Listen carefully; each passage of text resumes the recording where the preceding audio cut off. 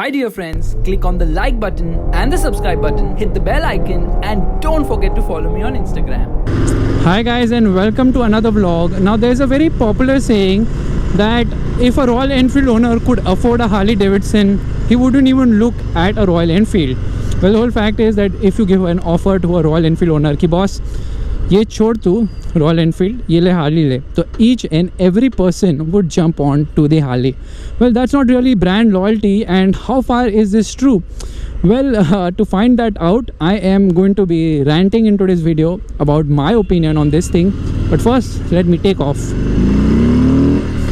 First from the signal and just gone. No chance of being caught. That's the kind of speed this Harley has. But none of the Royal Enfield bikes have this kind of performance. Now, of course, there's a big difference between Harley and Royal Enfield. Royal Enfield claims that it sells more motorcycles than Harley and blah blah blah blah blah blah blah blah blah. But the fact is that the cost of a Harley Davidson motorcycle is much more than that of a Royal Enfield. And the only reason why people buy a Royal Enfield is because Royal Enfield bikes are cheap. If that wasn't true, then why do you think people don't buy the Classic 500? Simply because it costs more and it gives lesser mileage. And that's the reason why a Royal Enfield sells.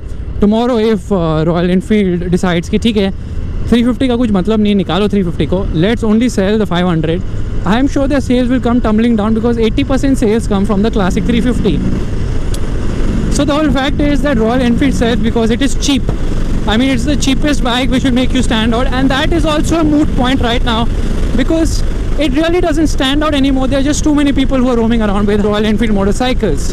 Meanwhile, Harley Davidson, they tried to do a Royal Enfield by launching a cheap motorcycle, and when I say cheap, I literally mean cheap in the sense of the word, because the Street 750 was awfully cheap in terms of the way it was put together, the quality of parts. I mean, the brakes were rubbish on that one. And yet people went ahead and bought it just because Harley Davidson hai boss, meko potato sunne ka hai, I'll get to join the Hog Club, that is Harley owners group, and then go out riding and stuff like that. But trust me guys, these motorcycles are more about brand than performance. They are more about swag than about handling and stuff like that. This is what I used to think. Now Royal Enfield is obviously trying its best to shed this image with the 650 Twins. Meanwhile, Harley Davidson has managed to do that to quite an extent, because the Street 750, even though with the crappiest brakes I've ever experienced on a motorcycle, still had a fantastic engine, the best engine ever on a Harley Davidson motorcycle after the V-Rod, because Porsche helped Harley Davidson design the liquid cooling. Otherwise all the bikes are air cooled, and air cooling heating and vibrations. Meanwhile, this motorcycle, the one I'm riding right now, the Street Bob, is a pleasant surprise. It handles very well, the engine is refined, and there is technology, like there's a tachometer, fully digital instrument cluster, all LED headlight. Seriously, Harley is going places. If Royal Enfield wants to be there where Harley is in terms of brand image, they really need to work on their motorcycles, especially the Classic 350, because that's their best seller and they're still ignoring it. They gave a rear disc on that bike. Harley started to give ABS on most of its bikes. Come on Royal Enfield, you can definitely do better. Now the point of this video is not to defame Royal Enfield. I like the brand. I think they have done a splendid job in terms of creating a brand image in the market. But what I don't like is that they are taking customers for granted. Just because the classics are selling, they have not put any update on it. I mean, come on, at least a rear disc should be standard. ABS de do, FI de do, kuch to karo yaar. Wahi colors pe colors, colors pe colors. Kab tak colors chalaoge? And because India is the biggest market for Royal Enfield, and people continue to buy Royal Enfield bikes irrespective of how they are, Royal Enfield is not bothered. Meanwhile, Harley is sold worldwide, and the biggest sales actually come from the US, where people will not tolerate this shit for long. And that's the reason Royal Enfield, even though it's entering the US market, I don't think it's going to find much success there. Meanwhile, here we go. Showa folks, Showa Monoshock on a Harley Davidson motorcycle. And all we Indians thought was, this is a cruiser motorcycle. Sorry boss, that's just a Pulsar 220 in a cruiser shape. A cruiser motorcycle has to have character, which Harley bikes have. They are kind of rubbish, the old ones. Too much vibrations and heating and stuff like that. But at least they looked the part. They had powerful engines. There was a torque rush. You could really pull the motor and enjoy yourself. That's not what you can do in a Royal Enfield because there's so many vibrations, the unbearable vibrations. These Harleys also vibrate a lot, but now the vibrations have become very bearable. They have given 2 counterbalancers on this machine. 2 counterbalancers. That's like wow. They've given it an oil cooler. And they've also worked on a lot of things. The chassis is 65% stiffer on this motorcycle compared to its predecessor. They've dropped weight. 300 kgs motorcycle this is, 298 kgs to be precise.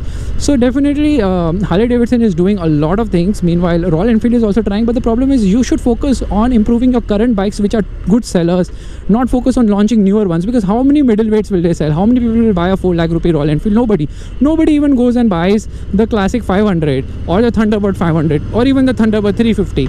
Everybody just buys the classic 350 because सस्ता है, सस्ते में अपने को एकदम metal bike मिल गया, boss, metal. And then the argument is in a crash Royal Enfield will last better than the plastic toys and stuff like that. See, to each its own. Everybody likes different kind of bikes, but you, the consumers, the people who are buying Royal Enfield bikes, if you start supporting the brand blindly na, then they will be like, okay, cool, अपने को क्या करने का है, वैसे भी wheel churn or any crap, and people are going to buy it because our brand is such that people will support us no matter what happens. And that needs to change. That attitude needs to change.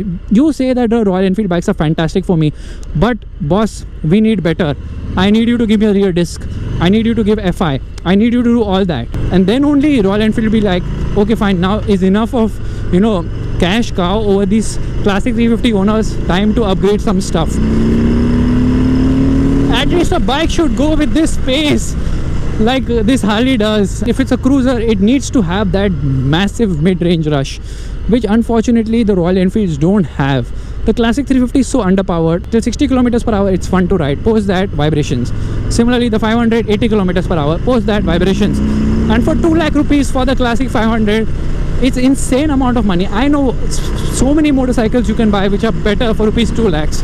I'm not saying go buy a Dominar and don't buy a Royal Enfield. I'm just saying, even if you buy a Royal Enfield, don't support it blindly.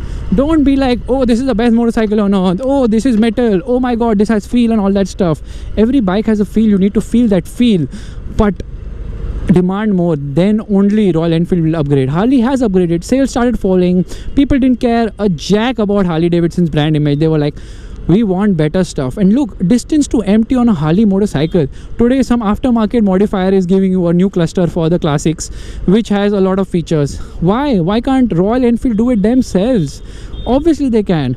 Retro charm is good. A fuel meter, obviously it's needed on a motorcycle. Be practical, yaar. You cannot have an amp meter in 2018. You need a proper fuel meter. Remove the amp meter, put a fuel meter over there. Unfortunately in India, people just buy blindly. अच्छा, पड़ोसी ने लिया ना, मैं भी लेता हूँ, चल साथ में अपन का काटेंगे. Anyways guys, I know this was too much of a ranty video and just my thoughts on what I feel about Harley Davidson and Royal Enfield. Honestly, I used to put them in the same boat. I used to consider Royal Enfield to be as bad bikes as Harley Davidson or vice versa. But now after riding the latest machines, I'm like, wow, Harley Davidson has done something. They have taken the bikes a step up, and from being a hater of Harley Davidson bikes to becoming a person who's actually admiring them, Harley has really come a long way for me.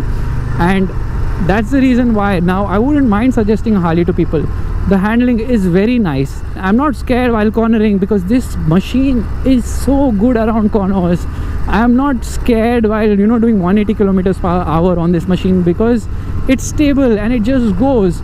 So guys, this is my rant video on Harley Davidson versus Royal Enfield, and if you liked it, you know what you have to do. Give it the thumbs up, that's the like button, and also subscribe to the channel. I'll see you guys in the next one. Bye bye. Knee down corner coming up ahead. Obviously not for this bike, but yeah, it tips into corners with so much confidence. I am pleasantly surprised. And you can ride in the highest gear possible. Knocking isn't that obvious. And open the throttle. Here we go. Nice stuff, nice. Harley, I'm impressed. I'm really impressed.